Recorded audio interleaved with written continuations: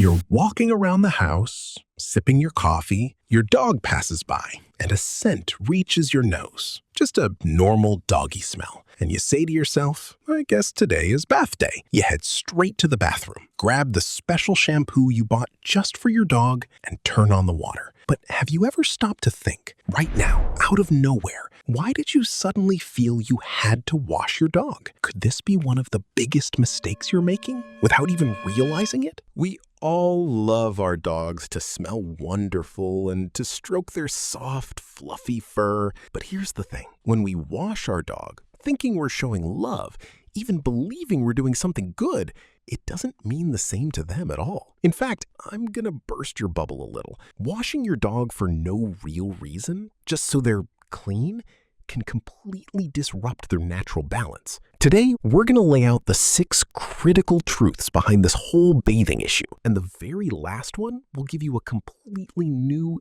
game-changing perspective on when you should wash your dog and when you absolutely must not. Ready? Let's begin. 1. Your dog's scent is a shield, not a flaw. Let's start with the first big misconception most of us fall into. You treat your dog's mild odor as a hygiene problem, but that's not true. A big part of that scent comes from a natural oil called sebum, secreted by glands in their skin. This layer of oil is a vital shield that protects your dog's skin from outside elements, forming a waterproof barrier. Just like their wild wolf ancestors, this oil layer keeps rain, cold, wind, and even the sun's harmful rays away from their skin. Every time you wash them, you dissolve this precious shield and rinse it down the drain. Their skin becomes defenseless, dries out, and starts panicking, producing even more oil. The result?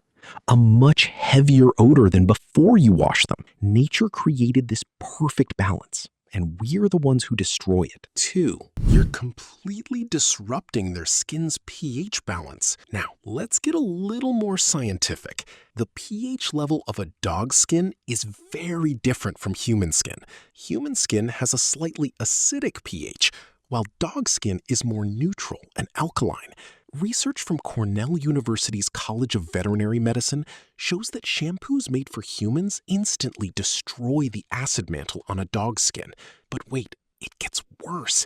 Even many dog shampoos on the market can cause the same damage if they aren't within the correct pH range. So what happens when this protective acid mantle collapses? Fungal infections, bacterial skin diseases, eczema, and unbearable itching come knocking one after another. Your dog scratches constantly with their paws, becomes restless, can't sleep at night, and all because of your well-intentioned bath session. 3. Wild wolves don't use shampoo. Let's pause here and look back thousands of years into the wild. Picture a wolf pack.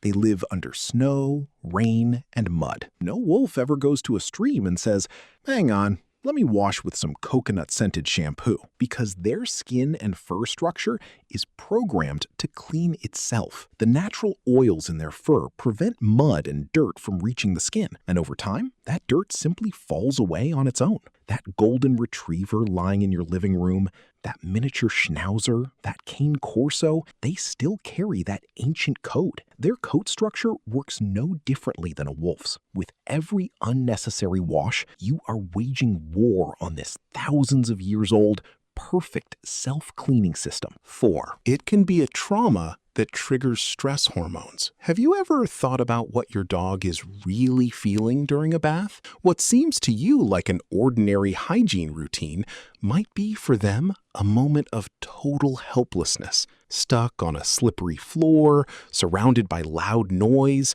under a stream of water they can't control. Studies in animal behavior science show that most dogs' cortisol levels skyrocket during a bath. Their bodies literally go into a fight or flight response. While you're trying to soothe them, inside, they're actually battling a massive wave of stress. Repeating this often can turn into chronic stress that damages the trust bond between you. They trust you, and you don't even realize you're scaring them. 5. The right brushing is far better than the wrong bath. If what I've said so far makes sense, and you're now asking, then how am I supposed to keep my dog clean? The answer is very simple. Regular brushing. A 10-minute brushing session a few times a week is far more effective than shoving them into the bath every week. Brushing removes dead hair and skin, boosts blood circulation under the skin, and most importantly, evenly distributes those natural oils all along the fur. This is nature's own conditioner.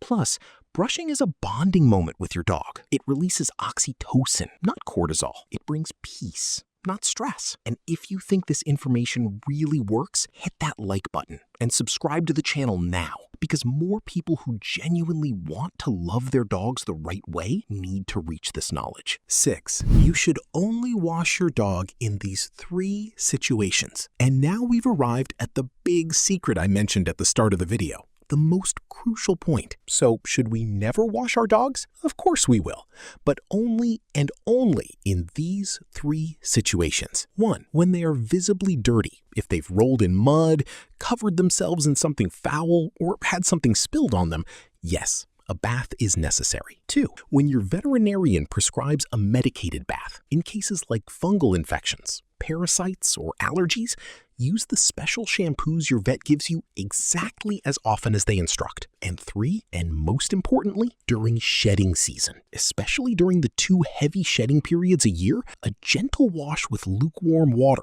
followed by a thorough brushing, helps speed up the removal of dead fur from the body. Apart from these, don't try to wash your dog every time they smell, every weekend when you're bored, or just because you want them to smell nice.